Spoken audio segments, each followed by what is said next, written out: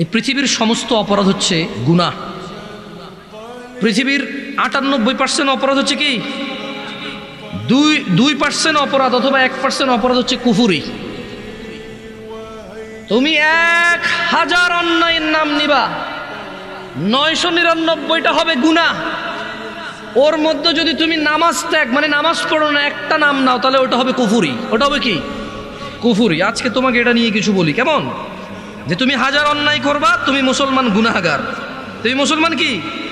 গুনাহগার। কিন্তু মনে রাখিও, তুমি যদি নামাজ না পড়ো, তুমি আর মুসলমান নাই। লুতুপুতু কথা বহু হয়েছে 1450 বছরে, বুঝছো? হানাফি, শাফি, মালিকি, হাম্বলি দিয়ে বহু হয়েছে।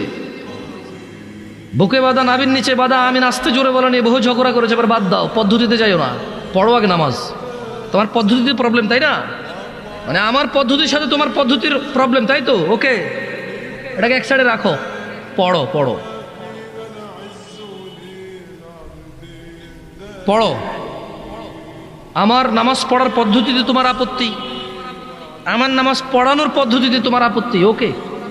তর্কের খাতিরে তোমার সাথে তর্ক করলাম না, তুমিও করিও না। তর্ক পরিহার করো, এতে রহমত। বেহুদা তর্ক করিও না, সালাত শুরু করো। 1000 অপরাধের মধ্যে একটা অপরাধ তুমি পাবা না এরকম নামাজ ত্যাগ করার মতো অপরাধ। তোমার এই পৃথিবীর কোন নেক আমল হিসেব হবে না নামাজের আগে। যার নামাজ ঠিক থাকবে তার সব ঠিক থাকবে।